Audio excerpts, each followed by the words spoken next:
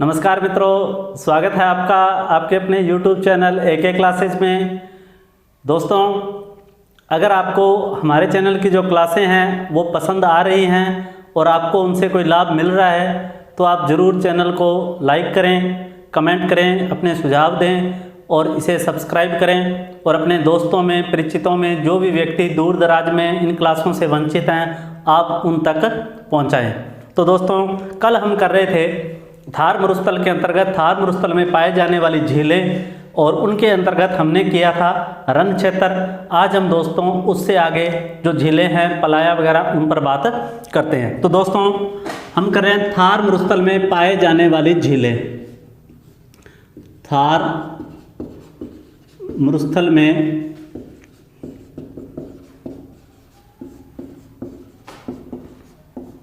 पाए जाने वाली झीलें। कल हमने रण क्षेत्र पर बात की थी कि रण क्षेत्र क्या होता है।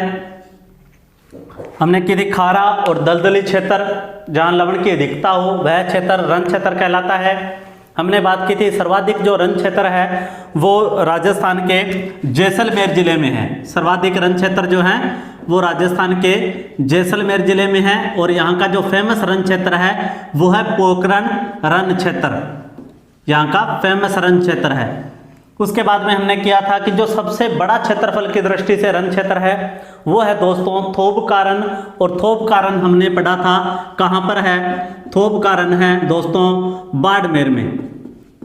थोबकारण है बाड़मेर में। इसके अलावा हमने फेमस रण क्षेत्रों में एक पढ़ा था परिहारा का रण, चूरू में है। इसके अलावा दोस्तों जो नागौर का कुचामन क्षेत्र है वो नागौर, वो भी रण क्षेत्र है। इसके अलावा हमने जैसलमेर में ही लवा और कानोता क्षेत्र को पढ़ा था। उसके बाद में दोस्तों आज हम पढ़ते हैं थार मरुस्थल में दूसरे प्रकार के एक झील पलाया के बारे में। पलाया झील, जिस पर बहुत बार प्रश्न जो है वो आता है। तो सबसे पहले दोस्तों कि पलाया जो है वो किस भाषा का शब्द है? तो दोस्तों पलाया जो है वो स्पेनिश भाषा का शब्द है। स्पेनिश भाषा का शब्द है। पलाया किस भाषा का शब्द है? स्पेनिश भाषा का शब्द है पलाया। क्या अर्थ होता है इसका? अगर हम इसके अर्थ की बात करें, अर्थ तो उच्च भूमि से घिरी निम्न भूमि। निम्न भूमि, उच्च भूमि से घिरी निम्न भूमि को हम क्या कहते हैं? पलाया कहते हैं। उदाहरण जैसे ये टीला है, इन दो टीलों के मध्य ये उच्च भूमि है। जो उच्च भूमि होती है दोस्तों उसको बोलते हैं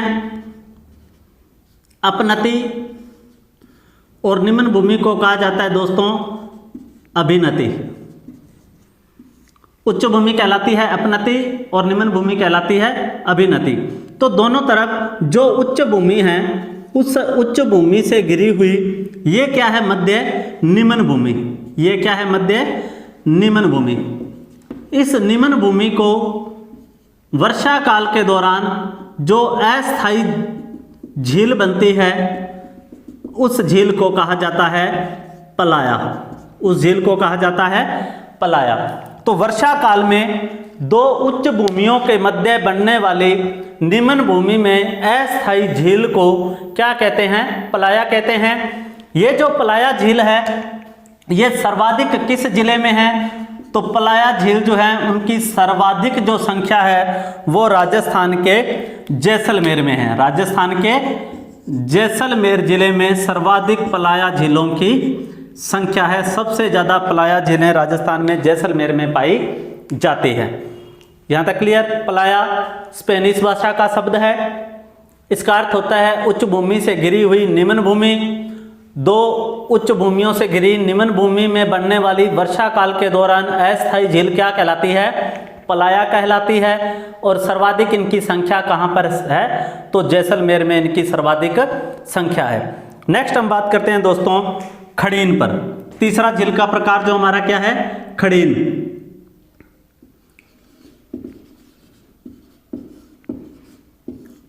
खड़ीन झील।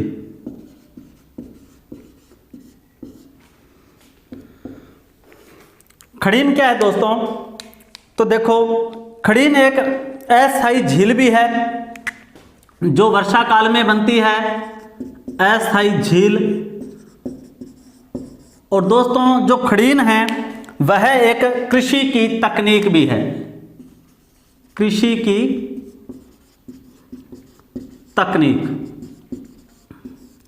देखिए दोस्तों, जो वर्षा काल में टीलों के मध्य जो जल संग्रहित होता है, यहां क्या की जाती है? कृषि की जाती है। तो दोस्तों सर्वप्रथम जो खड़ीन कृषि है उसको प्रारंभ करने का जो श्रेय है, खड़ीन कृषि को प्रारंभ करने का जो श्रेय है, ये जाता है जैसलमेर के पालीवाल ब्राह्मण, जैसलमेर के पालीवाल ब्राह्मणों को। जैसलमेर के जो पालीवाल ब्राह्मण हैं, उन्होंने कृषि करने की एक नई तकनीक विकसित की, जिसमें क्या होता है दोस्तों कि वर्षा जल को मेड़ बनाकर उनके मध्य रोका जाता है और उस जल से जो भूमि में नमी होती है, उस नमी के ऊपर कृषि की जाती है। इस कृषि की तकनीक को, यानी जो अस्थायी जल इकट्ठा करने झील में और वहां पर की जाने वाली कृषि को हम क्या कहते हैं? खड़ीन कहते हैं। तो खड़ीन क्या हो गया दोस्तों? एक प्रकार की अस्थायी वर्षा काल में बढ़ने वाली झीलें, जहां पर मेड़ बनाकर जल को रोका जाता है। जल को रोकने के बाद उस झील वाले क्षेत्र में जो कृषि की जाती है, उस कृषि को कहते हैं खड़ीन कृषि।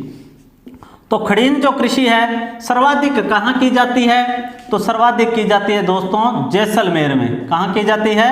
तो सर्वाधिक जैसलमेर में की जाती है। इसे प्रारंभ किसने किया? तो जैसलमेर में जो पालीवाल ब्राह्मण हैं, उन्होंने इसे सर्वप्रथम प्रारंभ किया था। तो खड़ीन क्या है? वर्षा काल में दौरान बनने वाली अस्थायी झील, जहां मेड़ बनाकर पानी को रोका जाता है तथा उस क्षेत्र में जो कृषि की जाती है उसे क्या कहते हैं? खड़ीन कहते हैं। तो देखो, एक बार प्रश्न ये पूछा दोस्तों कि खड़ीन का आविष्कार किसने किया?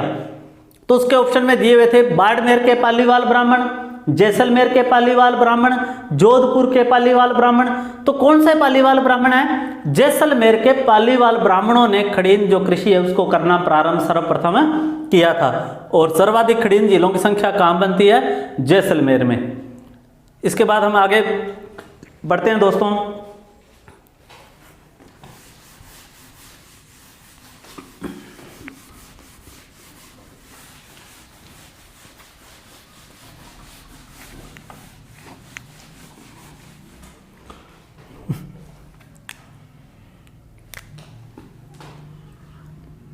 अब हम बात करते हैं दोस्तों बालसन, बालसन की। हमने अभी बात की दोस्तों कि जो मरुस्थलीय क्षेत्र में दो टीलों के मध्य या अन्य जगह जहां मेड़ बनाकर जल को रोका जाता है, जो अस्थायी झीलें बनती हैं, उनमें हमने पढ़ा रन, टाट, सर, पलाया। बालसन दोस्तों क्या है? अगर वर्षा काल में मैदानी क्षेत्रों में जो झील बनती है, वर्षा काल में मैदानी क्षेत्रों में बनने वाली झील में बनने वाली झील, तो वर्षा काल में मैदानी क्षेत्रों में जो बनने वाली झील है उसे हम क्या कहते हैं? तो वर्षा काल में मैदानी क्षेत्रों में बनने वाली झील को बालसन कहा जाता है। तो ये ध्यान रखें कि वर्षा काल में मैदानी क्षेत्रों में, यहां हम मरुस्थलीय क्षेत्र की बात नहीं कर रहे, मैदानी क्षेत्रों में बनने वाली झील कहलाती है बालसन। उसके बाद में जो दोस्तों बात करें सर, तो सर भी क्या है दोस्तों कि खारा क्षेत्र यानी डेजर्ट ब्लॉक में आता है। खारा या लवणीय क्षेत्र, खारा या लवणीय क्षेत्र जो है उसे क्या कहते हैं? सर कहते हैं। तो हमने पढ़ा पलाया झीलों के बारे में, बालसन, सर, खड़ीन, इनके माध्यम से। तो दोस्तों ये है थार मरुस्थल में पाए जाने वाली झीलें। थार मरुस्थल में जो झीलें पाई जाती हैं उनमें जो सर्वाधिक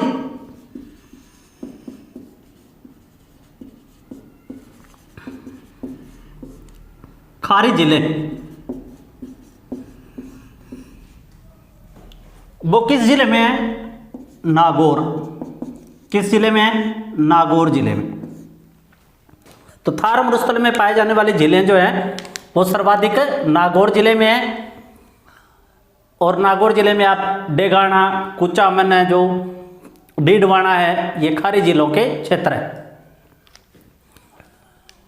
तो ये हमने थार मरुस्थल में पाए जाने वाली झीलें जो हैं उनके बारे में पढ़ा कि सर्वाधिक खारी झीलें जो है नागौर में है। बाल सन मैदानी क्षेत्रों में बढ़ने वाली झीलें हैं। सर जो है वो खारा या लवणीय जो क्षेत्र है उसी का रूप है।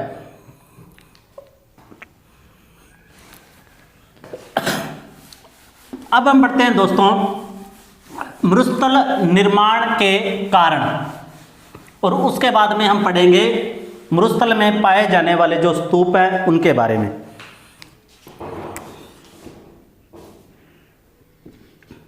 मरुस्थल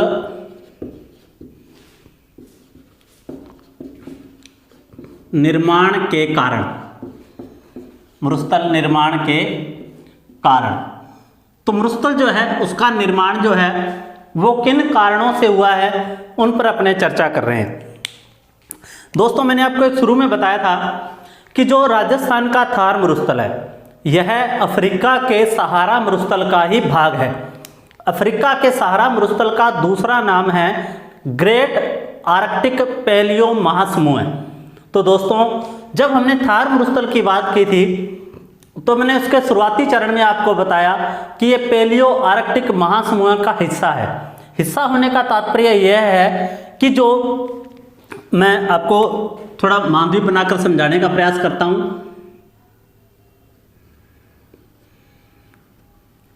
यह है दोस्तों अफ्रीका महाद्वीप।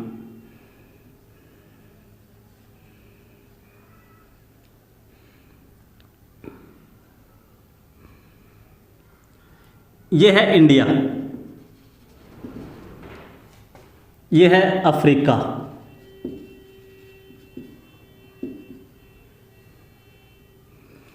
देखो दोस्तों जो अफ्रीका का ये उत्तरी क्षेत्र है यहां फैला हुआ है सहारा मरुस्थल, जिसे हम किस अन्य नाम से जानते हैं? द ग्रेट आर्कटिक पैलियो महासमूह। द ग्रेट आर्कटिक पैलियो महासमूह के नाम से जानते हैं। इस सहारा मरुस्थल से दोस्तों जो रेत है वो किस ओर चली? पूर्व की ओर। जब ये रेत दोस्तों यहां अरब कंट्री में पहुंची, इन अरब देशों में पहुंची, यहां ये मरुस्थल कहलाया दोस्तों कबीर का मरुस्थल। कबीर का मरुस्थल। जब ये रेत जो है पूर्व में अरब कंट्री की ओर पहुंची तो यहां क्या कहलाया? ये कबीर का मरुस्थल कहलाया। इसके बाद में जब ये रेत और पूर्व की ओर आई तो यहां ये क्या कहलाया? थार का मरुस्थल। थार का मरुस्थल। इस थार मरुस्थल को आगे बढ़ने से रोका दोस्तों उत्तर पूर्व में फैले इस हिमालय पर्वतमाला ने, और राजस्थान के दक्षिण पश्चिम से उत्तर पूर्व की ओर फैली इस अरावली पर्वतमाला ने। इन्होंने थार मरुस्थल के जो पूर्वी बहाव है उसको रोक लिया। अब दोस्तों जो रेगिस्तान का पूर्व की ओर बढ़ना ये क्या कहलाता है? तो इसे कहते हैं रेगिस्तान का मार्च। रेगिस्तान का मार्च। तो रेगिस्तान का मार्च क्या है कि रेगिस्तान का या मरुस्थल का पूर्व की ओर बढ़ना। पूर्व की ओर बढ़ना रेगिस्तान का मार्च कहलाता है। यह जो रेगिस्तान का फैलाव है इसमें सबसे ज्यादा योगदान किसका है दोस्तों? तो इसमें सर्वाधिक योगदान है वायु अपरदन का। किसका योगदान है? वायु अपर्दन का इसमें सर्वाधिक योगदान है। वायु अपर्दन के कारण इस रेगिस्तान की मरुस्थलीय जो मिट्टी है उसका पूर्व की ओर प्रसार हुआ, उसका अपर्दन हुआ। तो इस प्रकार अगर हम राजस्थान को भौतिक दृष्टि से देखें, अगर हम भौतिक दृष्टि से देखें तो राजस्थान के सर्वाधिक जो क्षेत्र है अरावली का पश्चिमी, लगभग बात करें तो 60%, इस पर मरुस्थलीय मिट्टी का प्रसार है, इस पर मरुस्थलीय मिट्टी का प्रसार है। इसी कारण जब हमसे क्वेश्चन पूछा जाता है कि राजस्थान में सर्वाधिक पाए जाने वाला अपर्दन कौन सा है, तो ये जो मरुस्थलीय मिट्टी है इस पर सर्वाधिक प्रभाव किसका है? वायु अपर्दन का। इसलिए राजस्थान में सर्वाधिक होने वाला अपर्दन कौन सा है? वायु अपर्दन। और लगभग कितने परसेंट क्षेत्र पर? तो अरावली के पश्चिमी 60% क्षेत्र पर होने वाला अपर्दन है वायु अपर्दन। उसके बाद में अपर्दन का जो दूसरा प्रकार है उसे हम कहते हैं दोस्तों जल अपर्दन। यह नदियों के माध्यम से, वर्षा आदि के माध्यम से होता है। इसी का ही एक प्रकार है चादरी अपर्दन।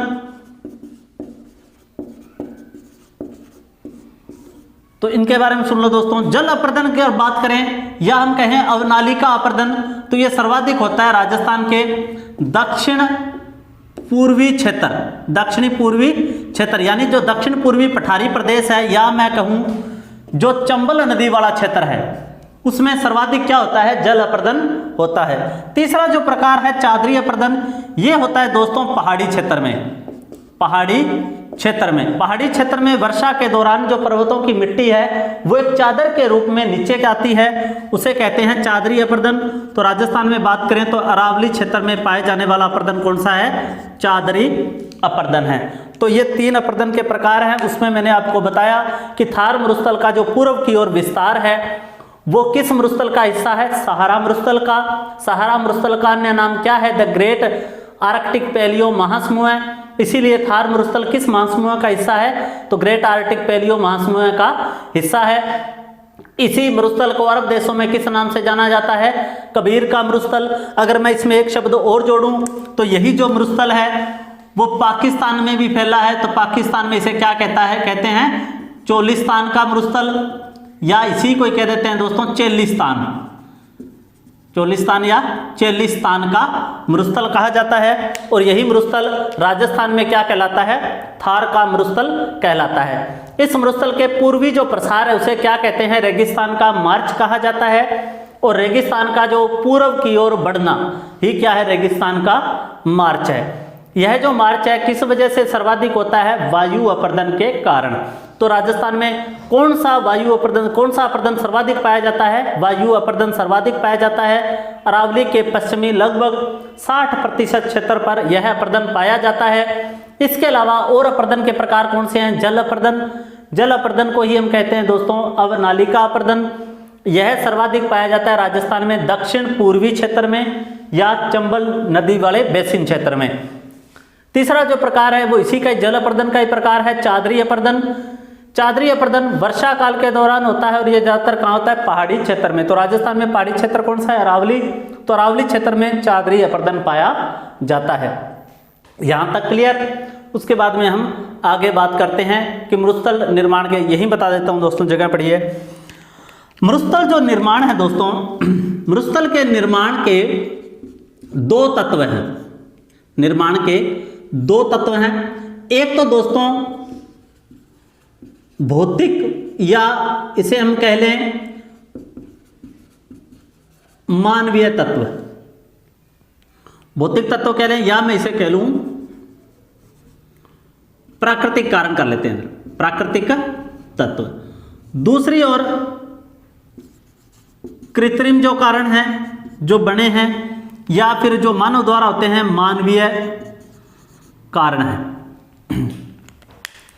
निर्माण में योगदान किनका है दोस्तों? तो इसके 2 हैं। एक तो भौतिक तत्व या प्राकृतिक कारण स्वतः निर्मित, और दूसरा है कृत्रिम या मानव द्वारा जिन परिस्थितियों को उत्पन्न किया गया जिनके कारण मरुस्थल का निर्माण हुआ, या मरुस्थल जो है उसकी जो क्षेत्रफल में बढ़ोतरी हुई, तो उसके क्या कारण है।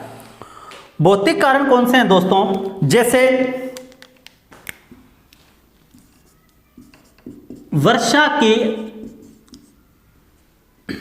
अनियमितता,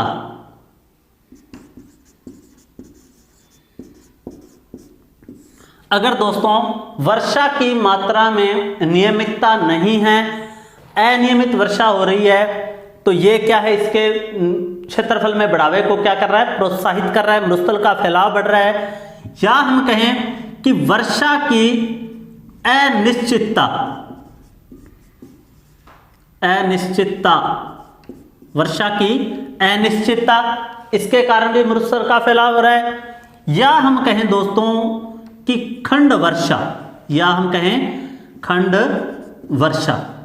खंड वर्षा का मतलब है दोस्तों कि किसी एक क्षेत्र में किसी एक स्थान पर वर्षा का होना और किसी दूसरे स्थान पर वर्षा का न होना। जैसे हम यहाँ हनुमानगढ़ डिस्ट्रिक्ट के निवासी हैं और हनुमानगढ़ डिस्ट्रिक्ट के पीलीबंगा तहसील में है, तो पीलीबंगा में वर्षा हो रही है और यहाँ से दूर उसी स्थान के दूसरे भाग हनुमानगढ़ में वर्षा नहीं हो रही। तो कहने का मतलब यह है कि एक ही स्थान पर अलग अलग क्षेत्रों में वर्षा अलग अलग टुकड़ों में होना क्या कहलाता है, खंड वर्षा कहलाता है। अब बात करते हैं दूसरे पर, कृत्रिम या मानवीय कारण। तो मानवीय कारण कौन से हैं दोस्तों? मानवीय कारणों में हम बात करें तो वनों का कटाव, वनों का कटाव। तो वनों के कटाव से क्या है दोस्तों कि वनों के कटाव के कारण जो मानसून है वो हमारी ओर आकर्षित नहीं हो पाता, और मानसून हमारी ओर आकर्षित नहीं हो पाता, इस वजह से क्या है, वर्षा कम होती है। दूसरा है पशुचारण। पशुचारण के कारण दोस्तों जो नए पनपने वाले पौधे हैं वो पशुओं के पैरों तले कुचले जाते हैं, या फिर जो बड़े पौधे होते हैं पशु जब उनको मुंह से खींचते हैं तो उनकी जड़ें क्या हो जाती हैं, कमजोर हो जाती हैं। तो दूसरा कारण हुआ उसका पशुचारण। तीसरे कारण की हम बात करें, जनसंख्या दबाव, जनसंख्या दबाव। तो दोस्तों जो बढ़ती हुई जनसंख्या है, जो तेज जनसंख्या है, उसके कारण भी क्या है, उस जनसंख्या को मकान भी चाहिए दोस्तों। तो रोटी कपड़ा और मकान प्राथमिक आवश्यकताएं हैं। उसके लिए किसी क्षेत्र में वन वगैरह हैं या जंगल हैं या पेड़ हैं तो उन्हें काटा जाएगा, जितनी इनकी जरूरतें पूरी नहीं होगी तब तक क्या करेंगे, हम इसका दोहन करते रहेंगे। और दोस्तों आपको पता है कि जो भारत है, भारत की प्रसिद्धि में या भारत के अंदर उद्योग धंधे आदि की स्थापना में सबसे ज़्यादा जो योगदान है वो आपको पता है हमने विदेशी सहयोग लिया है। सबसे ज़्यादा जो है विदेशी सहयोग की हमें आवश्यकता पड़ी है भारत को समृद्ध करने में। स्वतंत्रता के बाद हमारे पास इतने साधन नहीं थे तो हमने विदेशी सहयोग से इस काम को आगे बढ़ाया। एक ही ऐसा काम है जो हमने बिना किसी सहायता के क्या है कि प्राप्त किया है, ये हमारी उपलब्धि है, और वो उपलब्धि है जनसंख्या में दूसरा स्थान। ये अपनी मर्जी से होने वाली क्रिया है और इसमें किसी पर कोई दबाव नहीं है। तो अब वर्तमान में हम जनसंख्या की दृष्टि से दूसरे स्थान पर पहुंच गए हैं और हम इतनी तेज गति से बढ़ रहे हैं कि हम थोड़े समय में पहले स्थान पर भी पहुंच जाएंगे। इसके बाद हम बात करें दोस्तों औद्योगिकरण। औद्योगिकरण तो बढ़ते हुए उद्योग जो धंधे हैं उनके कारण भी क्या होता है, वनों का कटाव होता है। तो जाहिर सी बात है कि ये भी इसमें कारण है, या हम इसको कह रहे हैं शहरीकरण। शहरीकरण के कारण भी वनों का क्या हो रहा है, लगातार कटाव हो रहा है। तो दोस्तों जो मरुस्थल के निर्माण में हमने दो प्रकार के तत्व पढ़े हैं, भौतिक तत्व, वर्षा की अनियमितता, अनिश्चितता, और खंड वर्षा। जबकि कृत्रिम जो कारण कौन कौन से हैं, वनों का कटाव है, पशुचारण है, जनसंख्या का दबाव है, औद्योगिकरण है और शहरीकरण आदि। ऐसे अनेक कारण हैं जिनके कारण धीरे धीरे इस मरुस्थल का फैलाव या जो मार्च है वो हो रहा है। नेक्स्ट बात करें अपने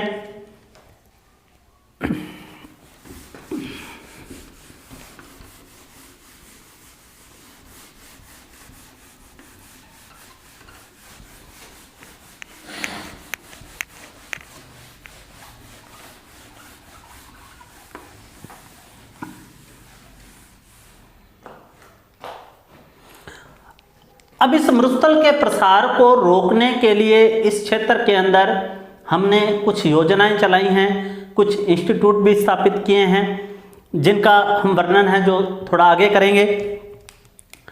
और अब हम बात करते हैं थार मरुस्थल में टीले या धोरे। तो थार मरुस्थल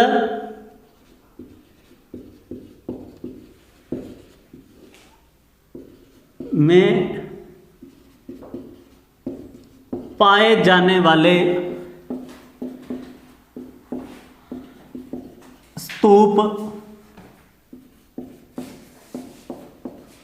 टीले या दोरे। स्तूप, टीले या दोरे, दोरा के लोग धरियन भी इनको कह देते हैं। तो थार मरुस्थल में जो दोस्तों पाए जाने वाले टीले हैं उनके दो प्रकार हैं। थार मरुस्थल में पाए जाने वाले टीले हैं उनके दो प्रकार हैं। एक है दोस्तों अनुप्रस्थ बालुका स्तूप, अनुप्रस्थ बालुका स्तूप, और दूसरा है दोस्तों अनुधेर्य बालुका स्तूप, अनुधेर्य बालुका स्तूप। तो थार मरुस्थल में जो पाए जाने वाले टीले हैं वो मुख्यतः कितने प्रकार के हैं? दो प्रकार के। एक तो है अनुप्रस्थ बालुका स्तूप है और दूसरे हैं अनुधेर्य बालुका स्तूप। जो हम पढ़ते हैं इर्ग, बरखान, पैराबोलिक, तारा स्तूप, नेटवर्क टीले, ये सब इन्हीं के ही आगे क्या हैं? प्रकार हैं। जबकि मुख्य टीले जो हैं दो प्रकार के पाए जाते हैं, अनुप्रस्थ और अनुधेर्य बालुका स्तूप। क्या विशेषताएं हैं इनकी, इनको अपने जानते हैं। तो दोस्तों जो अनुप्रस्थ बालुका स्तूप है ये क्या होते हैं दोस्तों?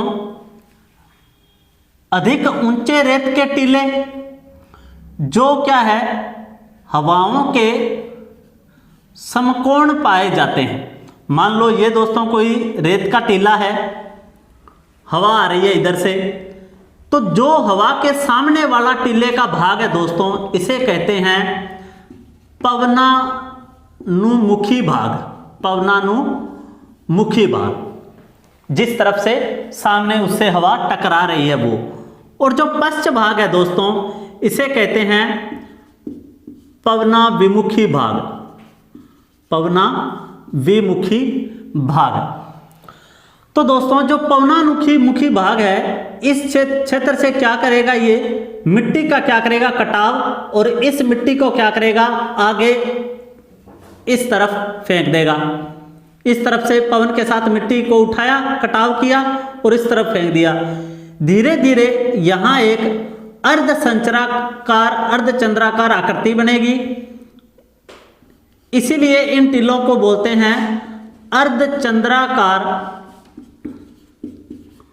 या हवाओं के समकोण पाए जाने वाले टीले।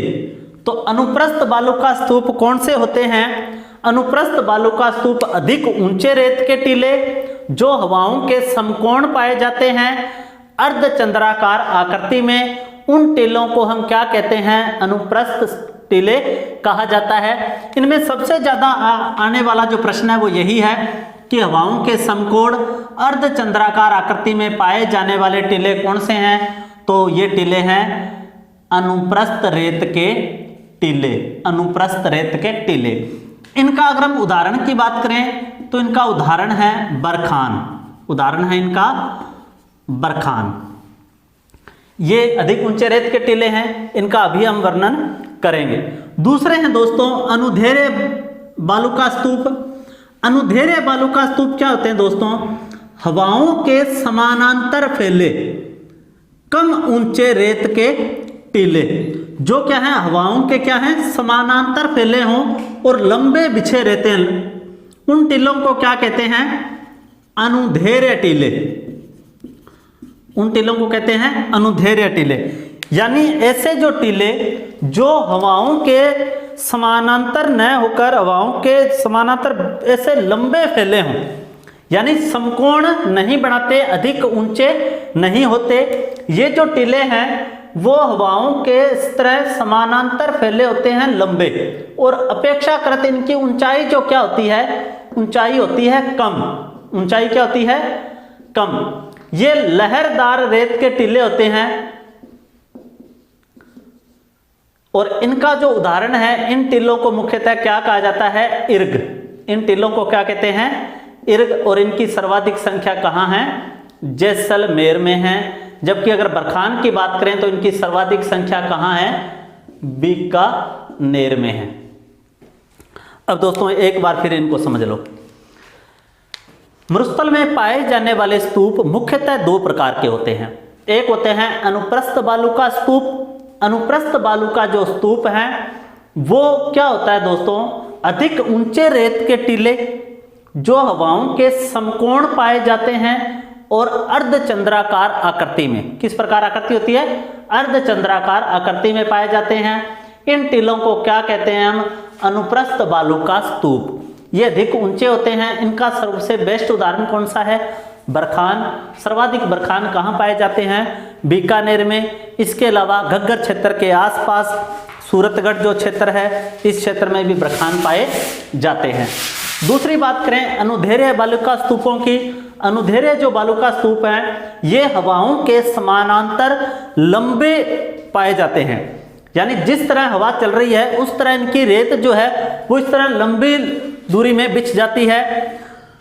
तो हवाओं के समानांतर लंबे पाए जाने वाले रेत के टीले कौन से कहलाते हैं, अनुधेर्य। इनकी ऊंचाई जो है अपेक्षाकृत कम होती है, ये लहरदार टीले होते हैं। और इनका सर्वोत्तम उदाहरण कौन सा है, इर्ग। और सर्वाधिक इर्ग कहाँ पाए जाते हैं, जैसलमेर में पाए जाते हैं। इसके बाद हम बात करें दोस्तों टीलों के तीसरे प्रकार की। तो तीसरे जो टीलों के प्रकार हैं वो हैं सब्र काफिज। सब्र काफिज तीसरे हैं टीलों के प्रकार, सब्र काफिज। दोस्तों किसी वनस्पति के सहारे, वनस्पति के सहारे पाए जाने वाले छोटे छोटे रेत के टीले, छोटे छोटे रेत के टीले, जैसे मान लो दोस्तों ये वनस्पति है कोई, इस तरफ से हवा चल रही है, रेत अपने साथ उड़ाकर लाई, यहाँ ये वनस्पति है अवरोध का काम कर रही है, यहाँ वनस्पति टकराई, इसके पास में क्या बन गया, एक छोटा सा रेत का टीला बन गया। लगातार मिट्टी यहाँ टकराएगी और इकट्ठी होती रहेगी। ये जो वनस्पति के सहारे बने बने छोटे छोटे रेत के टीले हैं जो लगभग राजस्थान में पाए जाते हैं, इन्हें कहा जाता है सब्र काफिज। इन्हें क्या कहते हैं, सब्र काफिज कहते हैं। तो मरुस्थलीय क्षेत्र में जो ज्यादातर क्या पाई जाती है, झाड़ियां वगैरह, तो उनके सहारे बनने वाले छोटे छोटे रेत के टीले क्या कहलाते हैं, सब्र काफिज कहलाते हैं। और इनमें किसका योगदान होता है, अवरोध का। तो अवरोध कौन पैदा करता है, छोटे छोटे झाड़ियां वनस्पति, तो उनके सहारे बनने वाले छोटे रेत के टीले कहलाते हैं सब्र काफिज। उसके बाद हम बात करते हैं दोस्तों पैराबोलिक स्तूप की। पैराबोलिक स्तूप, पैराबोलिक स्तूप। तो पैराबोलिक स्तूप जो दोस्तों, इनकी आकृति जो है वो महिलाओं की हेयर पिन के समान होती है। महिलाओं की हेयर पिन यानी जो बालों में लगाने वाली क्लिप है उसके जैसी इनकी आकृति होती है। राजस्थान में आपसे पूछे कि सर्वाधिक पाए जाने वाले टीले कौन से हैं, राजस्थान में सर्वाधिक पाए जाने वाले रेत के टीले कौन से हैं, तो सर्वाधिक पाए जाने वाले रेत के टीले हैं पैराबोलिक। ये कहाँ पाए जाते हैं, तो लगभग संपूर्ण मरुस्थल में, लगभग संपूर्ण मरुस्थल में पाए जाते हैं। मुख्य क्षेत्रों की अपने अगर इसमें बात करें तो मुख्य इसमें सूरतगढ़ क्षेत्र है, मौनगढ़, फलोदी, नागौर कुचामन आदि क्षेत्र। तो बड़े बड़े इन क्षेत्रों में लगभग सभी जगह किस प्रकार के टीले पाए जाते हैं, पैराबोलिक स्तूप। ये जो स्तूप हैं उनकी ऊंचाई क्या होती है, कम होती है, और महिलाओं की हेयर पिन के समान इस तरह छोटे रेत के टीले होते हैं। ये लगभग संपूर्ण राजस्थान में पाए जाते हैं। तो सर्वाधिक राजस्थान में पाए जाने वाले रेत के टीले हैं वो क्या कहलाते हैं, पैराबोलिक। या पूछें किन टीलों की आकृति महिलाओं के हेयर पिन के समान होती है, तो पैराबोलिक स्तूपों की आकृति जो है महिलाओं की हेयर पिन के समान होती है। इसके बाद दोस्तों एक टीलों का प्रकार आता है तारा स्तूप। तारा स्तूप, तारा स्तूप का मतलब दोस्तों इन टीलों को ऊंचाई से देखने पर इनकी आकृति जो है वो तारे के समान होती है, तारे के समान। ये अधिक ऊंचे रेत के टीले होते हैं अपेक्षाकृत, और इनकी आकृति जो है वो तारे के समान होती है। और ये सर्वाधिक जो है राजस्थान में कहाँ पाए जाते हैं, तो एक तो दोस्तों घग्गर बेसिन के इंदिरा गांधी नहर के आसपास, और दोस्तों सूरतगढ़, मोहनगढ़ जो फेमस क्षेत्र हैं यहाँ भी ये टीले पाए जाते हैं। इनकी आकृति तारे के समान होती है, इसलिए इनको तारा स्तूप कहा जाता है। सर्वाधिक इनकी संख्या बीकानेर में है। सर्वाधिक संख्या पूछे तो कहाँ इनकी? बीकानेर में है, सर्वाधिक संख्या बीकानेर। तो दोस्तों ये हैं राजस्थान में पाए जाने वाले रेत के टीले। हमने टीले दो प्रकार से किए, अनुप्रस्थ और अनुदैर्घ्य स्तूप। उसके बाद में हमने बात की सब्रकाफिज टीलों की, कौन से होते हैं। हमने बात की पैराबोलिक स्तूपों की, हमने बात की तारा स्तूप की। तो ये राजस्थान में क्षेत्र में पाए जाने वाले क्या हैं? टीले हैं। कल हम दोस्तों बात करेंगे मरुस्थल में लागू की जाने वाली योजनाएं, और उसके बाद हम अगले भौतिक प्रदेश पर बात करेंगे, अरावली पर्वतीय प्रदेश पर। तो दोस्तों अगर आपको ये वीडियो अच्छा लगे तो ही इसे शेयर करें, लाइक करें, सब्सक्राइब करें। जब अच्छा ही नहीं लगे तब क्यों करना है। तो दोस्तों कल हम फिर मिलेंगे अगले वीडियो में, और राजस्थान के भौतिक प्रदेशों का ये सिलसिला जारी रखेंगे। इसी के साथ शुभ रात्रि, जय हिंद, जय भारत।